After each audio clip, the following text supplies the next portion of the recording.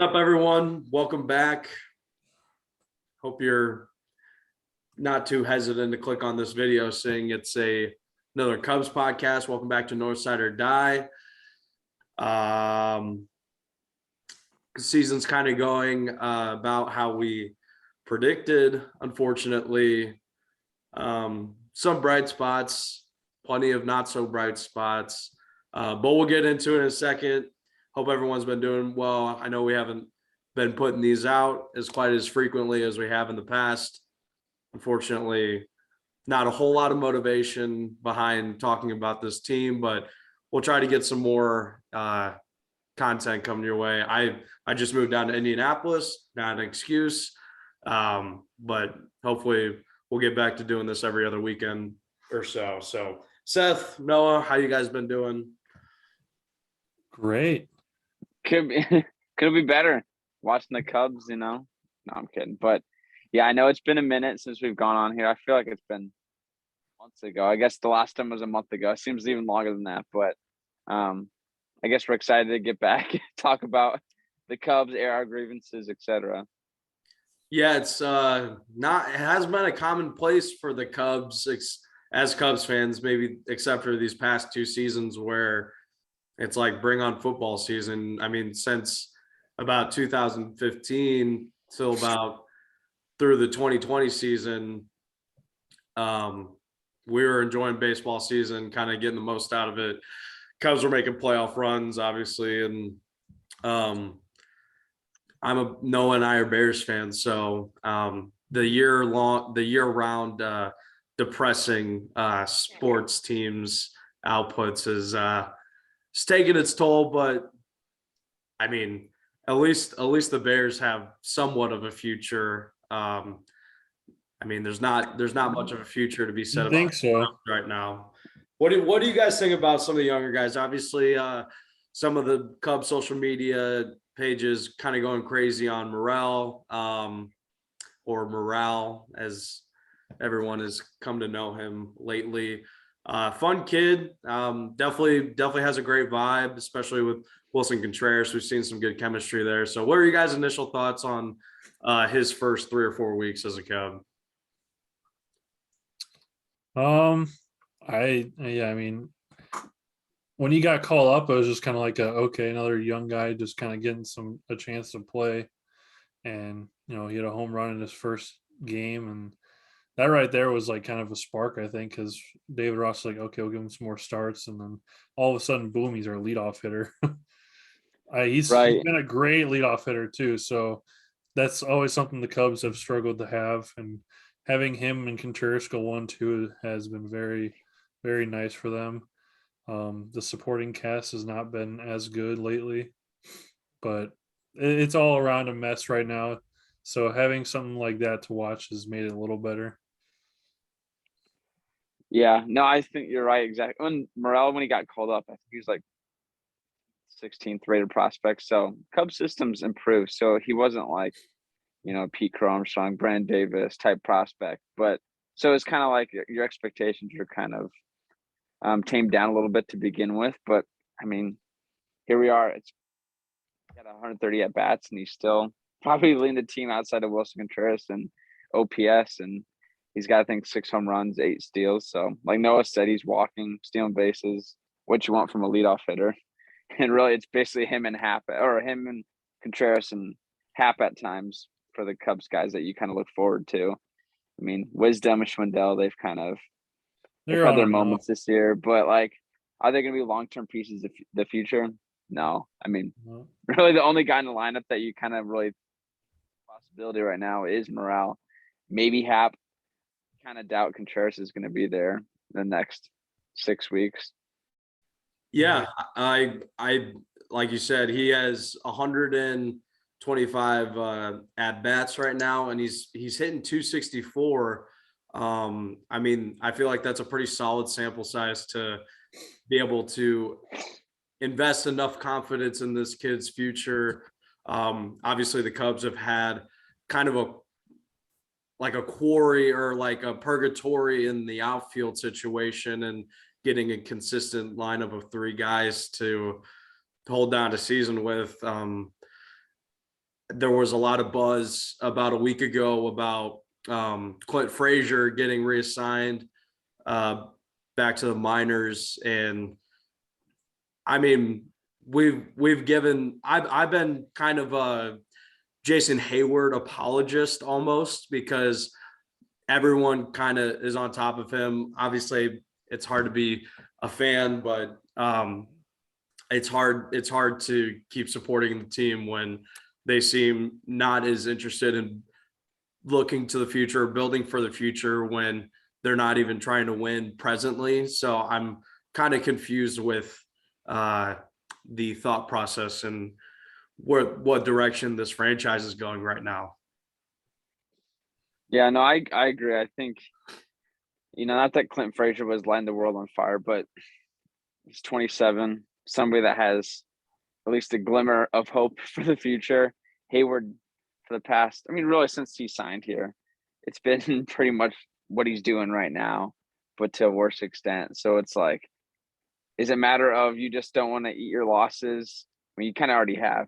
184 million. Has he made, any of the value really come true outside of his rain delay speech?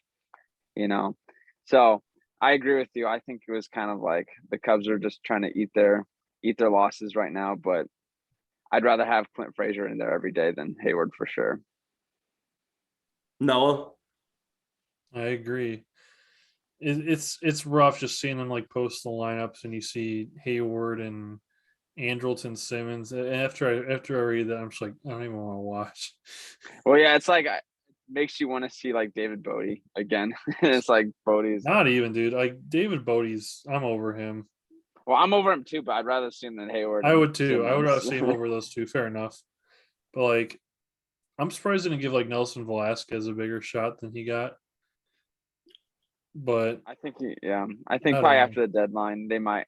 At Yeah. what point do you think that they will cut Hayward? Do you think they're just going to ride it out until the end of next year? I really hope not, man. Try I to don't get know. a couple of bucket of baseballs or something. I don't know. Yeah.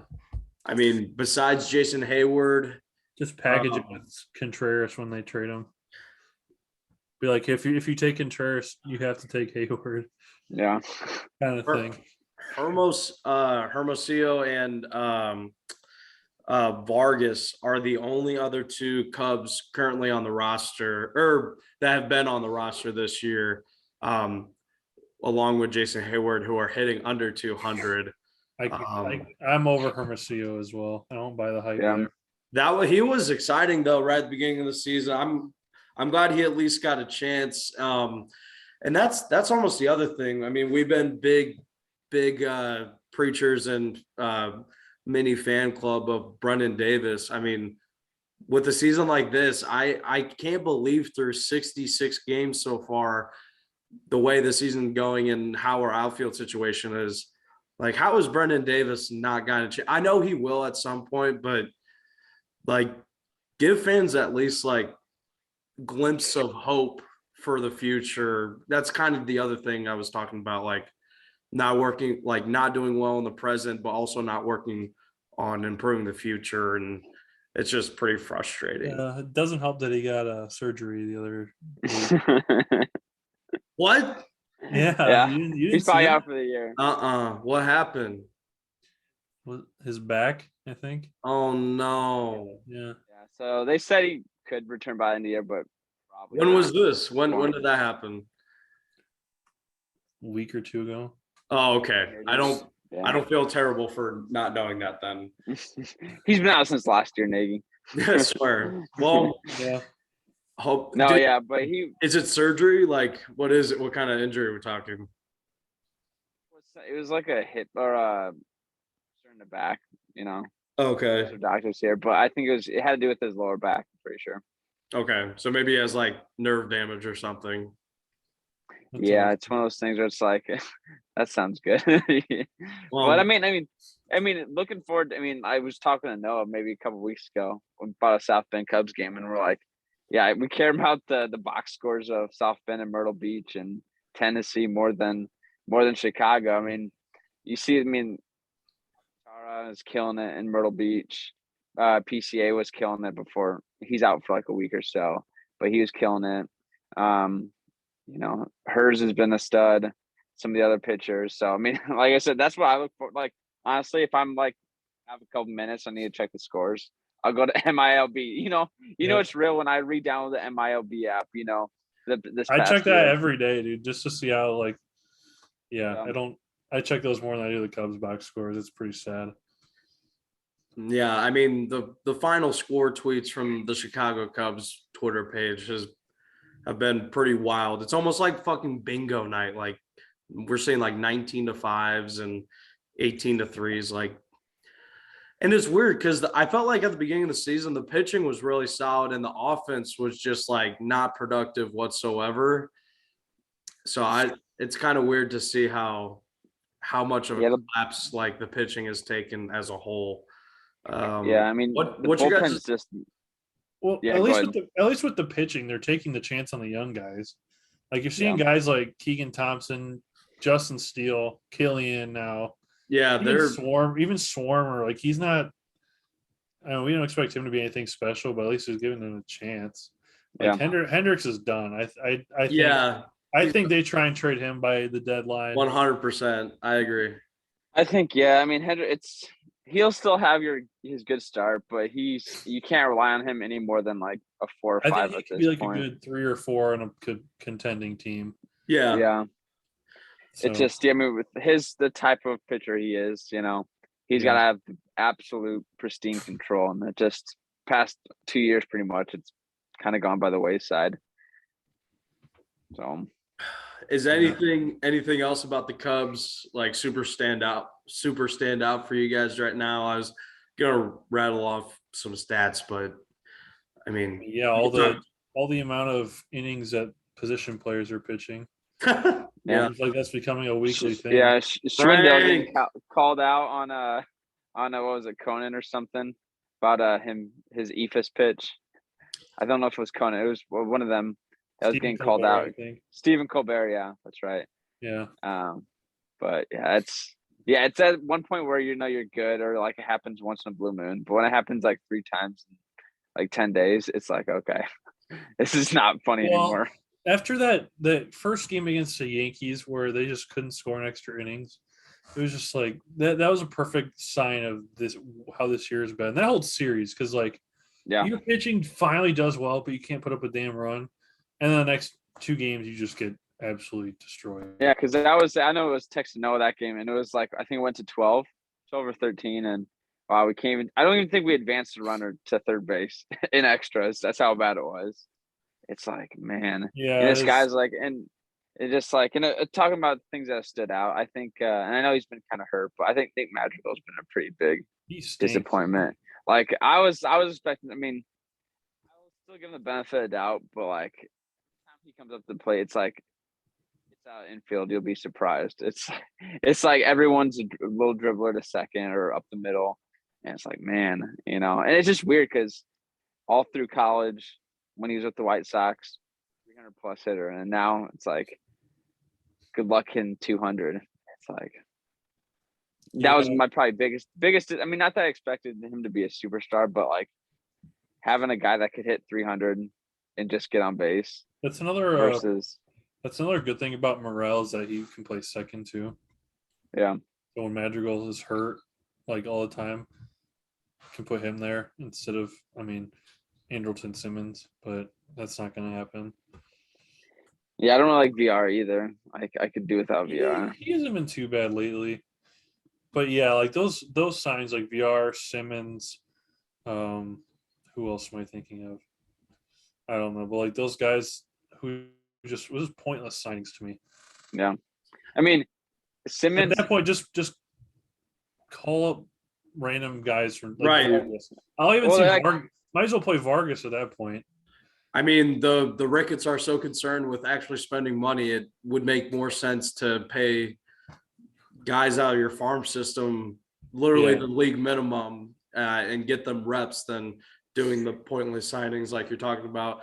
So we talked about the trade deadline a little bit. Obviously, we're kind of worried. I mean, so if you guys could pick 3 Cubs players to make like untouchable, going into the trade deadline? Like, who would your 3 guys like absolutely no, do not trade this person away. He needs to stay a Cub. Is it like how realistic are we talking? I mean, because like there's no chance they're going to trade Morel. I mean, is this kind of a scenario where like three guys? It's more like personal, kind of like I like this guy, but yeah, it could be a younger guy, just like who you're feeling, who you want to see the Cubs like build their future on, kind of question. Literally, the guys are probably gonna trade. Yeah, I'm gonna stay away from like the guys that they're not gonna trade, like Morale or Killian, or even like Seiya. I mean, this is just like you're putting like 100% safe sign on them. Like okay. If you can make any 3 of these guys like we're not trading them, who would it be? I mean, that's pretty easy for me, actually. It'd be Contreras, Happ, and Nico Horner. Yeah, and that's I mean, I'm kind of at the other. Yeah, I mean, Noah hit it perfectly. There's other guys I think I would protect more than him. There's absolutely zero reason you trade Contreras. Obviously, you can get a good return, but he's the best catcher in baseball. Like you either sign him or you trade him for. You either sign him for life or you trade him for literally 2 top 50 prospects. Yeah, you have to get so much. That's not gonna happen. It's not gonna happen. They'll probably get like a team's top 3 or top 4 prospect, and that's it. That's what I expect. Yeah, I mean, and go ahead, Seth. No, you go ahead. Go ahead. All you. I was just gonna say, the Ricketts and the front office have all the Cubs fans already kind of on fucking edge from the fire sale from last year. It's like, really, you're gonna take away like the one last guy that we all love? Like, come on, give us something. And I try to keep like, because I mean, it's hindsight's 2020, but if you look at like the returns that the Cubs got for Baez has been the worst hitter in baseball. We got PCA. They, for Bryant's been hurt pretty bad. They got Killian and Canario, pretty good return. For Rizzo, they got Alcantara, so they got good returns, at least in the face value. For sure. So I don't doubt Jed could get a good haul for Contreras. It's just that, like Noah said, it's such a harder position to find than third base, shortstop. Even I know shortstops are like but look at this year's class with Bogarts, Trey Turner, Correa. It's more replaceable. First base, I mean, first place is a pretty easy replaceable position. Not that Rizzo's replaceable with what he meant to the city. But like Contreras is one where you don't get a catcher that hits in 280, 13 home runs right now. Like with killer arm. With the defense. He's a generational talent at the catcher position. And look at Yachty's pretty washed up by now, but he's 40. The Cardinals re-signed him for his whole career. And catchers don't have to hit like Contreras is hitting right now. If Contreras can give you even 60% of what he's giving you right now, 60-70% of what he's doing right now, that's a valuable piece for a catcher. Yeah, and I mean, look, if the Cubs had a guy in the minors right now, like knocking on the door, maybe it makes your decision a little easier. But who they got that you could confidently say, hey, PJ Higgins? I mean, he's as old as Contreras, so it's Miguel Amaya, who has not done anything in 2 years. If you get a catcher that bats 265, about 85 RBIs, and maybe like 25 to 30 home runs a season, that is probably going to be the best catcher in the league. And Willson is on track to be over all of those. So, I mean, come on, just please don't touch Willson. Any other thoughts on the Cubs so far? Pretty bad. I was gonna run through their upcoming schedule like we usually do, and then we'll talk some MLB wide topics. Sweet. I know they play the Pirates this week. Yeah, so the Cubs are 25-41, really bad. But we just took a series against the defending champion Yeah, that made sense. Atlanta Braves coming off a 10-game losing streak. So And the Cubs are what, 12-game lose? Yeah, and the Braves are on like a 10-game winning streak or, Right. so, or 14. It does 14, not yeah. make sense. It did not make sense for the Cubs to win that series. So 25-41, the break, the All-Star break starts July 18th, it looks like. So let's look at until July 4th. So that's the next 2 weeks. So we got 4 in Pittsburgh. We got 3 at St. Louis. We have 3 at home against the Reds. And then we have 3 at home against Boston. So that is the next 13 games for the Cubs over the next 2 weeks. So they get 1 off day on June 27th. So 13 games in the next 14 days. What are we thinking? So that's 13 games there. I mean, the first thing that comes to mind is the Pirates and the Reds. You should win those series. Simple as that. They played the Cardinals pretty well at home, honestly. They play 4 or 5. They won 3 out of 5. Yeah. Honestly, could have won all of them, but No. The Cubs lost the series 2-3. I think Cardinals won 3 out of 5, I believe. Well, I guess 2 of the games. The Cubs could have easily won 4 though. Yeah. Unfortunately. One of the games in extras. But still, like the whole series. They lost 2 of the games by 1 run that they were winning in. Yeah. But I mean, yeah. How many against the Pirates? 3? So it's 4 against the Pirates, and then the rest are 3 games. I mean, you think you have to win at least 2 against the Pirates. If you can go 5-7 in those 7 games against the Pirates and the Reds, I'd be happy with. Yeah, I mean, it's at this point though. It's like Pirates thinking, "Oh, we're playing the Cubs. We should take. We should take right. like 3." You know, This is I a mean, good I series think for like the young pitchers. at this point of season, it's like no, you guys said, trying to see what Morel can continue to do. Killian, even Swarmer, hold on to the last hopes of Willson Contreras and Ian Happ. But I mean, at this point, it's like you want to see the young guys' potential of part of the future do well. But at this point, it's like they win, they win. If they, I mean, it sounds bad. Yeah, I know the record itself, like, definitely doesn't really mean much at this point. It would just be nice to see them play some good baseball and, like we talked about, have something to look forward to going on to the next couple seasons. Yeah. So also the other thing is the Cubs home record is 13-25, and Yeah. that is just disgusting. Like, I know we're not a good team, but to almost only be winning a third of games at home is pretty ridiculous. Yeah. Yeah, no, that's the thing that stood out to me too. It's like even when teams are bad, they usually can get close-ish to 500. But yeah, the Cubs are disgusting at home right now. What's the record on the road then? 12-16. Well, they got 7 games here on the road, so we'll see how that ends up. Yeah.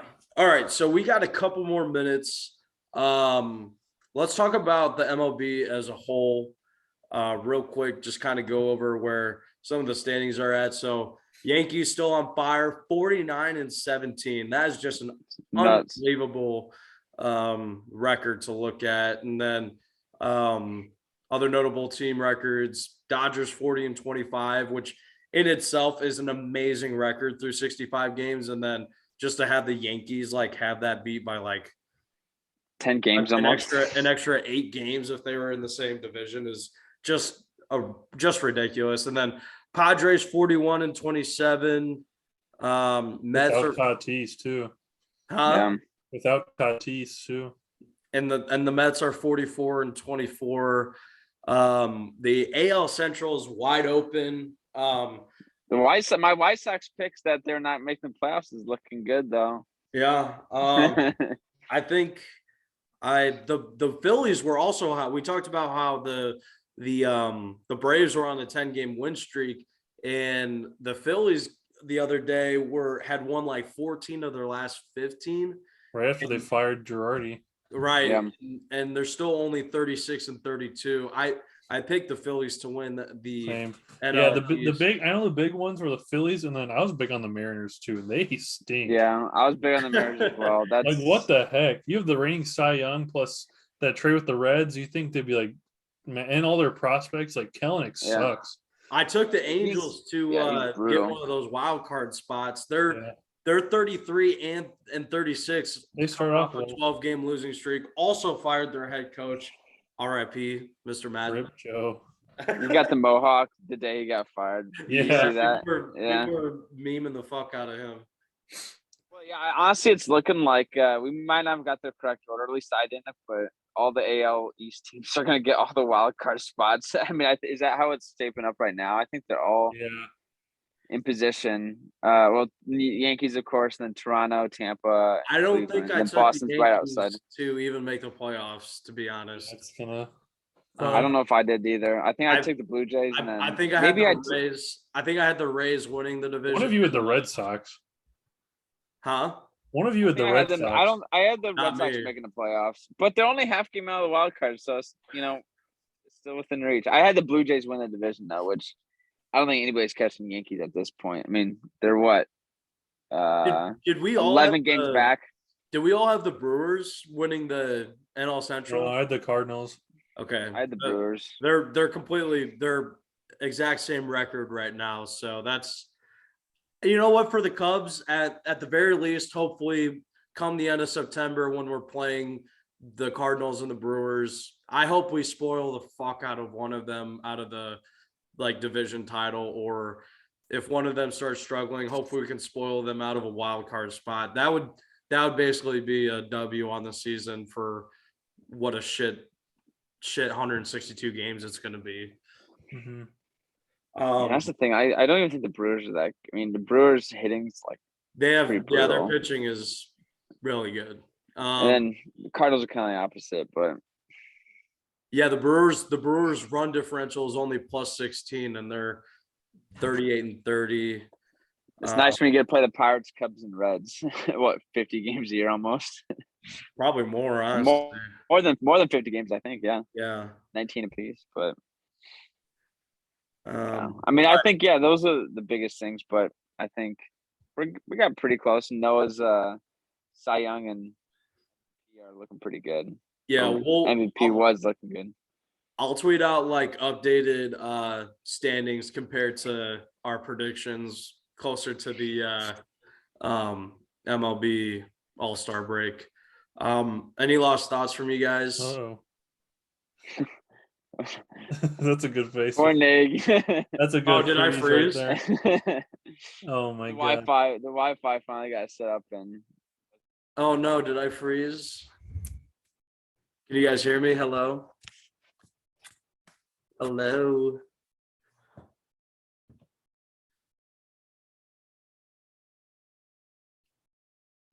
Hello? 9:30 to 6. Oh! I work 9:30 to 6. when do you leave? Because I'm gonna get an oil change and stuff tomorrow. Like You probably leave pretty early. 9:15. No, I live 15 minutes away. Well, I'll me? see. It's not that big of a deal. Like Hello? It's just been at sitting this there point, too. I can last until the draft. I don't care. Hello? Welcome back. Oh, I don't know what the fuck. I don't know what's gonna happen with the recording. And if anybody's still hearing this, sorry about that. I was streaming the Notre Dame game, so that might have fucked up my Wi-Fi. Well, if this is still recording and still in it, peace.